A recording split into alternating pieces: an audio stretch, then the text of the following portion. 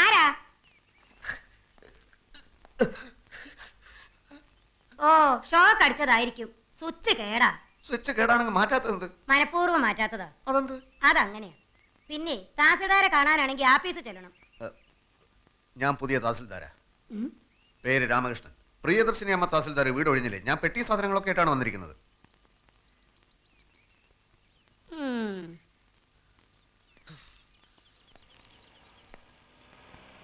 പെട്ടികളാർക്കട്ടെ sir. ഞാൻ പറയാടോ. വീട് ഒഴിപ്പിക്കാൻ വന്ന മഹാനാരാ? ഞാനാ ഇപ്പോഴും ഇവിടുത്തെ തഹസിൽദാർ. പ്രിയദർശിനി അമ്മ? അമ്മയും ചേച്ചിയൊന്നുമല്ല. യെസ്, പ്രിയദർശിനി. മേഡം ഇത്ര ചെറുപ്പാണെന്ന് ഞാൻ അറിഞ്ഞില്ല. അതിവിടെ പ്രസക്തമായ ഒരു കാര്യമില്ല. തൽക്കാലം ചാർജ് ഒഴിയാൻ ഞാൻ തീരുമാനിച്ചിട്ടില്ല. അതുപോലെ തന്നെ ഈ വീടും. എന്നെ ഇവിടെ പോസ്റ്റ് ചെയ്തിരിക്കുകയാണ് മേഡം. ഒരു കസേരയിൽ 2 പേർക്ക് ഇരിക്കാൻ ബുദ്ധിമുട്ടായിരിക്കും. മേഡത്തിന് ഇവിടുന്ന് ട്രാൻസ്ഫറും എനിക്കിവിടെ പോസ്റ്റിംഗും. എന്റെ ട്രാൻസ്ഫറിന്റെ കാര്യം നിങ്ങളല്ലല്ലോ തീരുമാനിക്കേണ്ടത്. എന്റെ പോസ്റ്റിംഗിന്റെ കാര്യം എനിക്ക് തീരുമാനിക്കാമല്ലോ. ബോർഡിലുള്ള പ്രമാണിമാർക്ക് നിങ്ങളുടെ പോസ്റ്റിംഗിനേക്കാൾ പ്രധാനം എന്റെ ട്രാൻസ്ഫർ ആണെന്ന് എനിക്കറിയാം. അധികാരികളുടെ വിടുപണി ചെയ്യാൻ പ്രിയദർശിനി കിട്ടില്ലെന്ന് മനസ്സിലായപ്പോ കൂടുതൽ സംസാരിക്കാൻ എനിക്ക് താല്പര്യമില്ല. പെട്ടിയിൽ ഇറക്കാറായോ?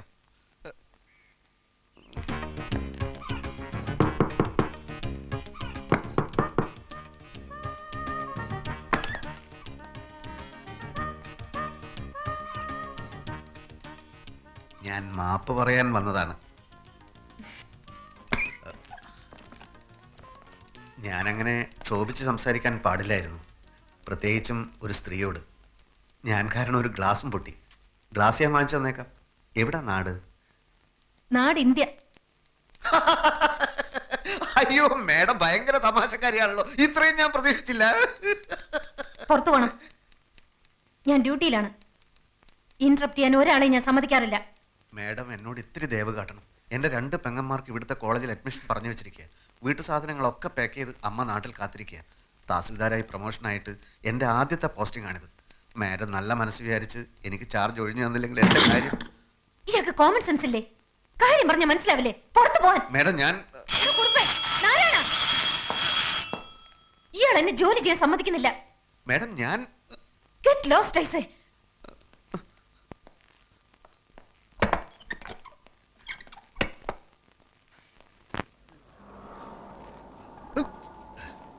പെട്ടിയും സാധനങ്ങളൊക്കെ ഇറക്കട്ടെ സാർ. ഇയാൾ പെട്ടിയ സാധനങ്ങളൊക്കെ തീയിലിട്ട് ചുടറോ?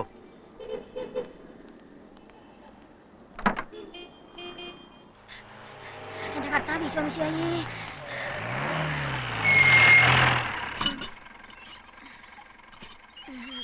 ഒരു കാര്യം തന്നെ പലതവണ പറയണോ? എങ്കിൽ പറയാം. ഞാൻ ഓഫീസിൽ നിന്ന് വരുമ്പോ സാധനങ്ങൾ വാങ്ങിച്ച് ഗേറ്റിൽ കാത്തു നിൽക്കണം. മനസ്സിലായോ? ഞാൻ നേരത്തെ വീട്ടിൽ നിന്ന് ഇറങ്ങിയതാ സാറേ. പലചരക്ക് കടയിൽ നല്ല തിരക്ക്.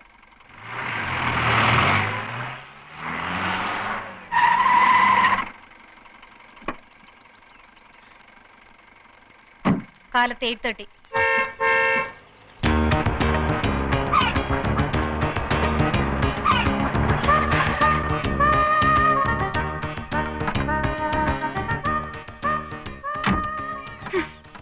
പെട്ടികൾ ഇറക്കേണ്ട ആവശ്യമില്ലല്ലോ സാർ. ഇറക്കണോ പെട്ടികള്?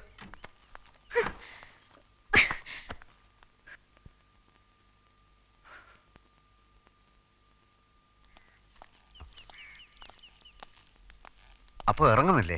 അത് വേണ്ട സാർ. ഈ വീട് സംഘടിപ്പിച്ചതിന് പുറകിൽ ഞങ്ങളാണെന്നുള്ളത് അടുത്ത വീട്ടിലെ വന്യജീവി അറിയണ്ട. എങ്കിൽ ഞങ്ങൾ പോയിക്കോട്ടെ. കാണാം. പറ്റുമെങ്കിൽ രാത്രിയിൽ വരാം. ഓ കാണാം. ഞാൻ ഈ കാറിൽ വീട്ടിലിറങ്ങാം. ഫോൺ നമ്പർ തന്നല്ലോ. എന്ത് ആവശ്യം ഉണ്ടെങ്കിൽ വിളിച്ചാൽ മതി. എനിക്ക് ഒരേ ഒരു ആവശ്യമേ ഉള്ളൂ. എത്രയും പെട്ടെന്ന് ചാർജ് എടുക്കുക.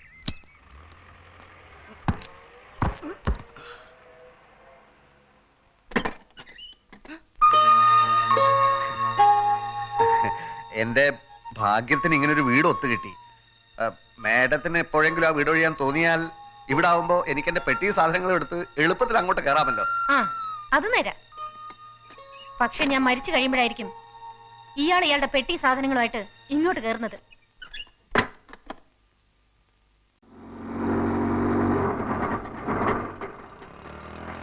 ഇപ്പൊ ഇവിടെ ഒരാൾ അറസ്റ്റ് ചെയ്തോണ്ടോ? അയ്യോ, മോഷ്ടിക്കാനൊന്നും അല്ല മാഡം, ഒരബദ്ധം പറ്റിപ്പോയതാ. അദ്ദേഹം പ്രസിദ്ധനായ നോവലിസ്റ്റ് അല്ലേ? യെസ് യെസ്, അത് വേണ്ട വിധത്തിൽ ഞാൻ കൈകാര്യം ചെയ്തോളാം. ആ ശരി ശരി, ഞാൻ ഏറ്റു. സാഗർ താനേതിപ്പം പാതാളത്തിൽ പോയി കിടക്കായിരുന്നോ? താനല്ലേ ഇവിടുത്തെ തഹസിൽദാർ? എന്താ ഉണ്ടായത്? എന്തുണ്ടാവാൻ? പോലീസുകാരെടുത്ത് നന്നായി പെരുമാറി. ഭാഗ്യത്തിന് ഇവിടുത്തെ SI ഒരു ബോർണ, എന്റെ നോവലുകളുടെ ആരാധകൻ. താനിതുവരെയും തഹസിൽദാരായില്ലേ? അതൊക്കെ പറഞ്ഞാൽ ഒത്തിരി ഉണ്ട്. ആ വീട്ടിൽ എന്താ സംഭവിച്ചത്? ഒരു കിഴങ്ങെ തന്റെ വീടാണെന്ന് കരുതി പുറവേശത്തെ വാതിലിന്റെ ഓടാമ്പൽ ഇളക്കി ഞാൻ അകത്ത് കയറി മൂക്കറ്റം വെള്ളം അടിച്ചോണ്ട് ഈ മാക്സി കൊടുത്തോണ്ട് അവളുടെ കട്ടിൽ കിടന്ന് ഉറങ്ങിപ്പോയി. സോറി, അയ്യോ, പറ്റിപ്പോയി. എന്ത് ചെയ്യാൻ? സാഗർ സാറേ, അപ്പോഴേ സാഗർ സാറേ, താൽഷീദാർ വിടുന്ന ലക്ഷണമില്ല. കേസാക്കണമെന്നാ പറയുന്നത്. ഞാൻ പുതിയ തഹസിൽദാരുടെ ഫ്രണ്ടാണെന്ന് പറഞ്ഞില്ലേ? അതാ കൂടുതൽ കുഴപ്പമായത്. ആ റാസ്കളുടെ ഫ്രണ്ട് ആണെങ്കിൽ മനഃപൂർവ്വം വീട്ടിൽ അതിക്രമിച്ച് കിടന്നായിരിക്കും അത്രേ. റാസ്കൽ എന്ന് പറഞ്ഞോ? പറയും. ഒരു തഹസിൽദാരും വേറൊരു തഹസിൽദാരെ റാസ്കൽ എന്ന് വിളിക്കുക? എന്റെ സാഗറെ, ആ പെണ്ണും പിള്ളേ എനിക്ക് ചാർജ് തരാതെ ഉടക്കി നിൽക്കുക. അപ്പോ സാറാണോ ഈ പറഞ്ഞ? അതെ, ആ റാസ്കൽ ഞാൻ തന്നെയാ. സോറി സർ, ഇരിക്കണം. ഞാൻ ചാർജ് ഇല്ലാത്ത തഹസിൽദാരല്ലേ, ഇരിക്കുന്നില്ല. അപ്പൊ സാഗറിന്റെ കാര്യം എങ്ങനെയാ? അതാ ഞാനും ആലോചിക്കുന്നത്. സാഗർ സാറിന്റെ മിക്ക നോവലുകളും ആർത്തിയോടെ വായിച്ചിട്ടുള്ളവനാ ഞാൻ. അകലും തോറും അടുക്കുന്നവൾ എന്ന നോവലുണ്ടല്ലോ, അതിലെ ഓരോ സംഭവം ഇപ്പോഴും മനസ്സിൽ മായാതെ കിടക്കുക. സാറിന്റെ പുതിയ നോവലുകൾ ഏതൊക്കെയാ? പുതിയത് കുറെ അല്ല, അത് കേസിന്റെ കാര്യം എങ്ങനെയാ? ഞാൻ വല്ലാത്ത ധർമ്മസങ്കടത്തിലാ. വീടിന് മുമ്പിൽ ആരെങ്കിലും സൈക്കിൾ ബെല്ലടിച്ചാൽ കേസാക്കുന്ന വട്ടുപിടിച്ച സ്ത്രീയാവൻ. എന്തായാലും FIR ഞാൻ എഴുതുന്നില്ല. ആ സ്ത്രീയോട് ഞാൻ ഒന്നുകൂടി സംസാരിച്ചോട്ടെ. എടോ ഫ്രാൻസിസേ, സാർ, എങ്ങോട്ടാ പോകുന്നത്? ഈ വാടക വീടുണ്ട്. വാടക വീടുണ്ട്. ഇവരെ ജീപ്പിൽ വീട്ടിൽ കൊണ്ടാക്കുക. സാർ, നന്ദി ഇൻസ്പെക്ടർ, 1000 നന്ദി. എനിക്കിപ്പോ ഓർമ്മ വരുന്നത് ഉല്ലാസത്തേന്മഴയിലെ റോബർട്ട് പ്രിൻസിയോട് പറയുന്ന ഡയലോഗാ. നന്ദി പ്രിൻസി, 1000 നന്ദി. താങ്കളെ കണ്ടതൊരു മഹാഭാഗ്യമായി ഞാൻ കരുതുന്നു. വീണ്ടും കാണാം, വീണ്ടും വീണ്ടും.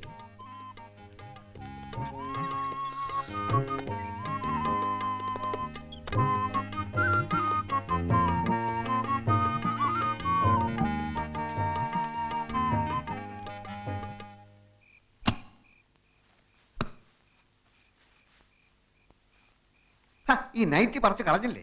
എടോ, വേറെ ഉടുക്കാനൊന്നുമില്ലടോ. മാത്രമല്ല അടിയിൽ ഞാനൊന്നും ഇട്ടിട്ടില്ല. ഛേ, ഈ മുണ്ടെടുത്തോ? ഈ ജുബ്ബ ഇച്ചിരി വലുതാണോ എന്ന് സംശയമുണ്ട്. വലിയ ജുബ എനിക്കിഷ്ടം. ഉം?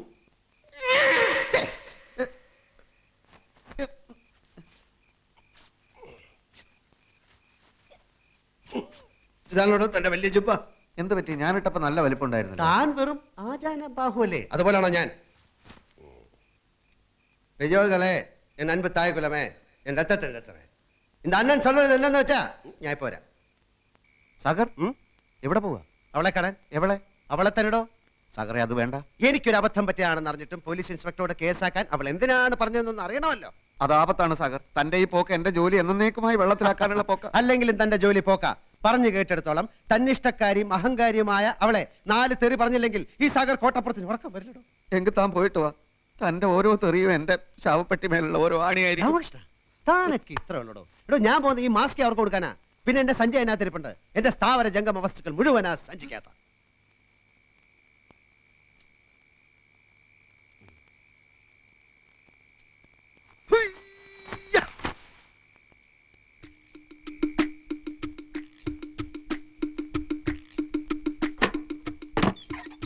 Stop there. I said stop there. ആ സമയത്ത് വെള്ളം അടിച്ച് ഞാൻ അലമ്പായിരുന്നു. ഇപ്പൊ ഞാൻ നോർമലാണ്. ബഹളം വെച്ച ആളെ കൂട്ടാനാണ് ഭാവമെങ്കിൽ ഇവിടെ ചോര പുഴ ഒഴുകും. പോലീസിനെ വിളിച്ചു വരുത്താനാണെങ്കിൽ അവരെത്തുന്നതിന് മുമ്പ് ഞാൻ ഈ വീട് ചുട്ട് ചാമ്പലാക്കും. എന്നാലോ മര്യാദക്കാണെങ്കിൽ സാഗർ സോഫ്റ്റ് ആണ്, പൂ പോലെ മൃദുലം. പാലെ പാലെ പറ്റിപ്പോയ അബദ്ധത്തിന് മാപ്പി വയ്ക്കുന്ന നിലയിൽ താഴാൻ വരെ സാഗർ ഒരുക്കമാണ്. തന്നെ പോലുള്ള ഭീരുക്കളുടെ ഭീഷണികൾ എത്രയോ കേട്ടിട്ടുള്ളവളാ ഞാൻ. താനൊരു കള്ളനാണെന്ന് കരുതിയ ഞാൻ പിടിച്ച് പോലീസിൽ ഏൽപ്പിച്ചത്. ഒരു തെമ്മാടിയെ നേരിടാൻ എനിക്കാരുടെയും സഹായം ആവശ്യമില്ല.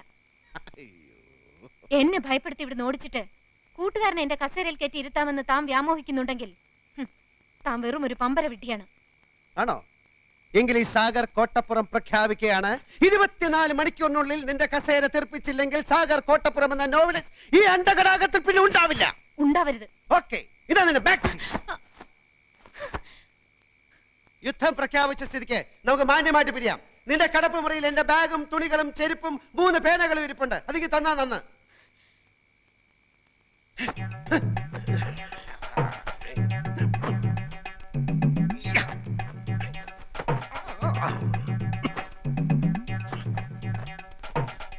ഇതുകൊണ്ടുള്ള എന്റെ ആവശ്യം കഴിച്ചു. ഇതാർക്കും വേണ്ടെങ്കിൽ ഈ അന്ധകാരത്തിനെ പുതപ്പിക്കാനുള്ള മേലാട പോലെ ഇത് അവിടെ കിടക്കട്ടെ. നിന്റെ ഒരു കാര്യം കൂടെ എടുത്ത് ഞാൻ ഉപയോഗിച്ചു, പല്ല് തേക്കാൻ നിന്റെ ടൂത്ത് ബ്രഷ്. താല്പര്യമുണ്ടെങ്കിൽ നിനക്ക് ഇനി അത് ഉപയോഗിക്കാം, ഇല്ലെങ്കിൽ അത് കളയാം.